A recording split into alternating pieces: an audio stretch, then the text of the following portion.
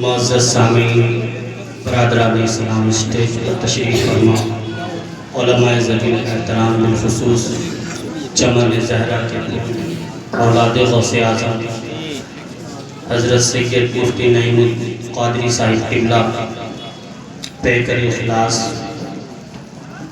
حضرت العلامہ مولانا نازش رضا صاحب قبلہ برادر گرامی، علامہ ہاشم رضا صاحب قبلہ، مولانا حسنین صاحب، مولانا انس صاحب، مولانا واصف صاحب، مولانا عبدالرحمن صاحب، ہمارے بزرگوار ہمارے چچا ممتاز صاحب قبلہ، دیگر حضرات، معزز سامعین، السلام علیکم ورحمۃ اللہ وبرکاتہ۔ آپ ماشاءاللہ اس پروگرام کو سماعت کر رہے ہیں، جشن دستار بندی۔ ابھی میرے بعد آپ کو اپنے ملک کے معزز علماء سے ملاقات کرنی ہے، اور انشاءاللہ بہت جلد ہمارے تمہارے سامنے ہم سب کے سر کے تاج سماحت الشیخ حضرت العلامہ خلیفہ حضور تاج الشریعہ حضور مفتی محمد اسحاق رضوی مصباحی صاحب قبلہ بھی تشریف فرما ہوں گے۔ آپ ان سے ملاقات کریں گے۔ میں چند منٹ کے لیے آپ کے سامنے حاضر آیا، محبتوں کے ساتھ۔ یہ علم کی محفل ہے، نورانی محفل ہے، یہاں سے کچھ لے کر جائیں گے۔ یہ جو حضرات بیٹھے ہوئے ہیں یہ اپنی جگہ ایک ہنر رکھتے ہیں، اگر انہیں بولنے کا موقع دیا جائے تو بھرپور جب ٹائم ملے گا تو بہت کچھ سنا کے چلے جائیں گے، لیکن وقت کو دیکھتے ہوئے سب نے تھوڑا تھوڑا وقت لیا ہے۔ انشاءاللہ میں بھی اس پر توجہ کروں گا اور کوشش کروں گا کہ کوئی بات ایسی بتائی جائے تاکہ زندگی میں ہماری اور آپ کی انقلاب آ جائے۔ اجازت دیجیے، بولیے محبت سے سبحان اللہ۔ الحمدللہ الحمدللہ وکفی وسلام علی عبادہ الذین اصطفیٰ، اما بعد فاعوذ باللہ من الشیطان الرجیم، بسم اللہ الرحمن الرحیم۔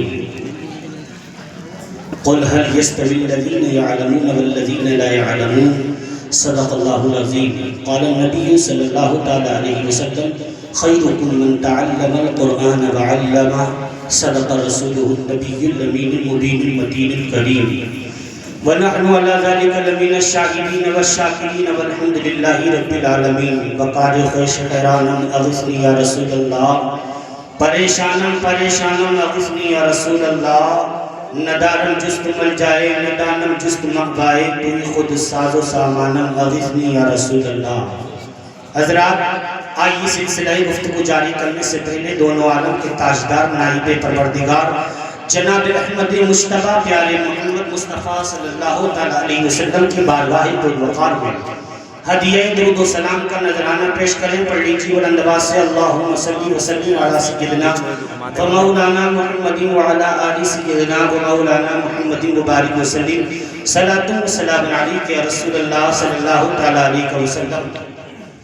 قرآن عظیم بیان فرماتا ہے، قل هل يستوي الذين يعلمون والذين لا يعلمون، اے میرے محبوب تم فرماؤ کیا علم والے اور بے علم برابر ہیں؟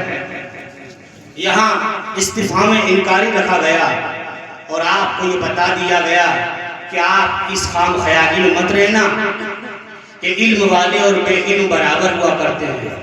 نہیں، بلکہ علم والوں کا مقام الگ ہوا کرتا ہے اور جو بے علم ہوئے کرتے ہیں ان کا مقام الگ ہوا کرتا ہے۔ علم والے اعلیٰ ہوا کرتے ہیں اور بے علم ادنا ہوا کرتے ہیں۔ بے علم لوگ پستی میں رہتے ہیں، علم والے اعلیٰ منزلوں پر فائز ہو جاتے ہیں۔ تو یہ قرآن نے فیصلہ فرما دیا، اور آپ خوش نصیب ہو سمریہ والوں کہ اللہ رب العزت نے جہاں آپ کو نعرہ تکبیر، نعرہ رسالت، یہ ماشاءاللہ مولانا جاوید صاحب کی دستار ہوئی تھی، یہ ساتھی ہیں مولانا انس صاحب کے شہباد سے تشریف لا رہے ہیں، اللہ تعالیٰ سب کی حاضری قبول فرمائے۔ مولانا مرتضیٰ صاحب بھی ہماری تشریف فرمائے۔ آئیے آپ غور کریں، یہ دیکھو دوستی ہوا کرتی ہے، یہ محبت ہوا، محبت بھی کی جائے تو دیندار لوگوں سے کی جائے، ہاں یہ محبت کی وجہ ہے۔ ہر ایک یہاں اچھی تقریر کرنے کا ہنر رکھتا ہے، ناشریف پڑھنے کا، اور درس گاہ چھوڑ کر اپنا قیمتی وقت چھوڑ کر آپ لوگوں کے لیے نکال کر آئے ہیں۔ یہ کوئی معمولی بات نہیں ہے، بلکہ ایک دین کی محبت میں، اور ان کے دوست ہمارے سب کے عزیز ہمارے آپ کی بستی کے مولانا انس صاحب کو جو دستار فضیلت کا تاج ان کے سر پر سجایا گیا ہے، یہ اس کی مبارکباد دینے کے لیے آئے ہیں۔ تو آپ غور کریں، یہ بڑا حسین موقع ہے۔ جس بستی میں تمہیں حافظ دیے گئے، قاری دیے گئے، حافظ منع علی صاحب، حافظ و قاری جید، حافظ استاد القرہ، الحمدللہ اپنی بارگاہ سے کئی طلبہ کو انہوں نے قرآن پڑھا کر پوری دنیا میں بھیج دیا ہے۔ ان کے شاگرد آپ کے علاقے میں ہیں، مولانا واصف کمال صاحب قبلہ، خطابت کے ذریعے، نقابت کے ذریعے، امامت کے ذریعے، یہ سبھی حضرات جو اس بستی میں رہتے ہیں، آپ کی مسجد کے امام جید عالم دین مولانا حسنین صاحب قبلہ، سب حضرات اپنی حیثیت کے مطابق دین کا کام کر رہے ہیں۔ یہ تمہارے اوپر کرم ہے کہ تمہاری بستی میں حافظ بھی ہوئے ہیں، تمہاری بستی میں عالم بھی ہو رہے ہیں، اور سب سے بڑی بات یہ ہے کہ اس سمریا میں ہی نہیں بلکہ اس چاروں طرف کے علاقے میں جہاں تک میں دیکھ رہا ہوں، دستار فضیلت کا اگر تاج سجایا گیا ہے تو وہ مولانا انس اختر کے سر پہ سجایا گیا ہے۔ یہ عالم اللہ نے تمہیں دے دیا، اور عالم جب کسی کو ملتا ہے تو یہ سمجھ لو اللہ نے اس قوم کے ساتھ بہتری فرما دی، بھلائی فرما دی۔ اب اس ہیرے کی قدر کرنی چاہیے آپ کو، اس کے کاندھے سے کاندھا ملا کر آگے بڑھنا چاہیے، اور کہو آپ عالم دین ہو، بتاؤ ہمارے سماج میں جو سب سے بڑی کمی ہے اس کو ہم کیسے دور کریں۔ پیسہ ہمارا ہوگا، علم تمہارا ہوگا، مدد ہمارے خدا کی طرف سے ہوگی، پھر دیکھنا انشاءاللہ آج بھی یہ قوم بدلنے کے لیے تیار ہے، آج بھی یہ قوم سنورنے کے لیے تیار ہے، لیکن اسے کوئی ابو بکر کا سچا غلام چاہیے، اسے عمر کا غلام چاہیے، اسے عثمان غنی کا غلام چاہیے، اسے مولا علی کا غلام چاہیے۔ اور غلام ہوتا کون ہے؟ تو نبی فرماتے ہیں عالم جو ہوتا ہے وہ نبیوں کا وارث بن کر آتا ہے، نبیوں کے علم کو لے کر آتا ہے۔ حضرات محترم توجہ کرو، غور کرو، اللہ رب العزت نے اس کائنات کی رہبری کے لیے، اس کائنات کی بہتری کے لیے اللہ نے نبیوں کو بھیجا تھا، رسولوں کو بھیجا تھا، لیکن اب رسول کا دروازہ بند ہو گیا ہے، نبوت کا دروازہ بند کر دیا گیا ہے۔ اب کوئی نبی نہیں آئے گا، اب کوئی رسول نہیں آئے گا۔ ہمارے تمہارے پیغمبر اس دنیا کے اندر آخری نبی بن کر تشریف لائے ہیں، لیکن صحابہ کرام قربان جاؤں تمہاری فکر پر، تمہیں اگر فکر بھی ہوا کرتی تھی تو مصطفیٰ کی پیاری امت کی ہوا کرتی تھی۔ اگر تم سوچتے تھے تو دین مصطفیٰ کے لیے سوچا کرتے تھے۔ ہماری تمہاری طرح سوچ نہیں ہوتی تھی کہ مسلمانوں کو کیسے تباہ کرنا ہے، کسی کے کام کو کیسے برباد کرنا ہے، کسی کی شہرت کو کس طرح گھٹانا ہے۔ نہیں نہیں، یہ سوچ صحابہ کرام کی نہیں تھی۔ صحابہ کرام کی سوچ یہ ہوا کرتی تھی کہ امت کے لیے کام کون سا کرنا ہے، نبی کے دین کو آگے کیسے بڑھانا ہے۔ حضور کی بارگاہ میں عرض کرتے ہیں یا رسول اللہ علیہ السلام، آپ آخری نبی بن کر آئے ہیں، پیغمبر آپ کے بعد کوئی نبی نہیں آئے گا۔ میرے آقا یہ بتائیے جب امت بگڑتی ہے تو اس کو سنوارنے کے لیے نبی آتا ہے، اس کو بدلنے کے لیے نبی تشریف لاتا ہے، رسول شریعت لے کر آتا ہے۔ جب جب قوم میں فتنہ پیدا ہوتا ہے تو کہیں ابراہیم خلیل اللہ تشریف لا رہے ہیں، کہیں اسماعیل ذبیح اللہ تشریف لا رہے ہیں، کہیں موسیٰ کلیم اللہ تشریف لا رہے ہیں، کہیں عیسیٰ روح اللہ تشریف لا رہے ہیں۔ میرے آقا جب یہ قوم بگڑ چکی، فتنہ فساد کا عالم برپا ہو گیا، آپ سید الانبیاء بن کر آئے ہیں میرے آقا، لیکن آپ کے بعد اگر اس امت میں فتنہ پیدا ہوا، اگر آپ کے بعد اس قوم میں تباہی پیدا ہوئی تو سرکار انہیں سنوارے گا کون؟ سرکار انہیں بدلے گا کون؟ سرکار ان کی زندگی میں انقلاب لائے گا کون؟ تمہارے میرے نبی وہ فرماتے ہیں جن کی زبان پر میرا خدا بولتا ہے۔ پیغمبر اعظم ارشاد فرماتے ہیں او میرے غلاموں، او میرے صحابہ، تمہیں پریشان ہونے کی ضرورت نہیں ہے۔ اللہ رب العزت میری امت میں عالموں کو پیدا فرمائے گا، علماء کے گروہ کو بھیجے گا۔ آقا کی بارگاہ میں عرض کرتے ہیں صحابہ یا رسول اللہ وہ عالم کیا ہوگا، اس عالم کی شان کیا ہوگی؟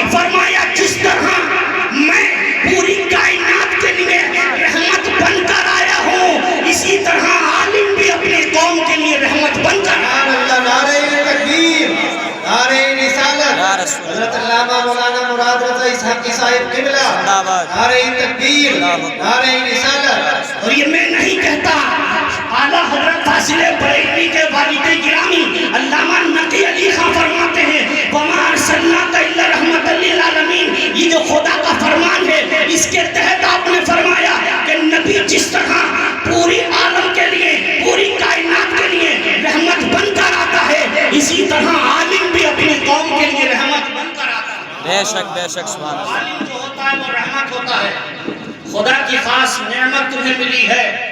اور عالم آپ جانتے ہو، اگر اس صرف علماء پر بولا جائے تو وقت ختم ہو جائے گا۔ عالم بنانے کے لیے رزق حلال اسے کھلانا پڑتا ہے، عالم بنانے کے لیے اسے رزق حلال دیا جائے گا۔ یہ بات یاد رکھنا، جب تک تمہاری کمائی حلال نہیں ہوگی تمہارے گھر میں حافظ اور عالم جنم نہیں لیں گے۔ آپ کہتے ہو کہ بچے پڑھ کیوں نہیں پائے؟ جب سماج میں سوچ غلط ہوتی ہے تو پھر سماج میں علماء اور حفاظ تیار نہیں ہوتے۔ یہاں تک کہ آیا کہ جو گندا سوچتا گندا، اسے سجدے تک کی توفیق نہیں ملا کرتی۔ اب گندا کیا ہوتا ہے آپ بہتر جانتے ہو۔ آج کتنے گندے خیال ہمارے دماغ میں پلتے ہیں۔ ہم کسی سے ملاقات بھی کرتے ہیں تو ہونٹوں پہ مسکراہٹ ہوتی ہے اور دل میں اور دماغ میں شرارت ہوتی ہے۔ یہ ہمارے ملنے کا انداز ہے، مسکراہٹ ہمارے چہرے پر اور دل میں ہماری شرارت۔ جب محمد بن قاسم نے ہندوستان کی سرزمین پہ قدم رکھا، 18 سال کی عمر ہے، بہت بڑی فوج لے کر نہیں آئے، چند حضرات اپنے ساتھ لے کر آئے۔ ایک لڑکی کو انصاف دینے کے لیے یہ نبی کا سپاہی، نبی کا غلام جب قدم رکھتا ہے اور ہندوستان کے راجہ دہر کی جب فوج کا جائزہ لیتا ہے تو تھوڑی دیر کے لیے مایوس ہو جاتے ہیں کہ ہوگا کیا؟ میں اتنی بڑی فوج لے کر نہیں آیا، لیکن انجام کیا ہوگا؟ میں کامیاب کیسے ہوں گا؟ اس سے مقابلہ کیسے کروں گا؟ حضرات ایک دن، 2 دن، 3 دن آپ نے جائزہ لیا، اور جب 3 دن گزر گئے پوچھنے والے نے پوچھا، آئے تھے تو غمگین تھے اور آج 3 دن گزر گئے تمہارے چہرے پہ تو مسکراہٹ ہے۔ ارے ذرا مچل کے بولو سبحان اللہ۔ تم مسکرا رہے ہو، کیا بات؟ تمہارا حل ہو گیا، مسئلہ حل ہو گیا، کوئی معاملہ سامنے آ گیا، کیسے جنگ کرو گے؟ تو محمد بن قاسم نے جو جملہ دیا تھا وہ نوٹ کر کے لے کے جانا۔ علماء کی توجہ چاہوں گا۔ محمد بن قاسم نے کہا تھا میں 18 سال کا جوان ہوں۔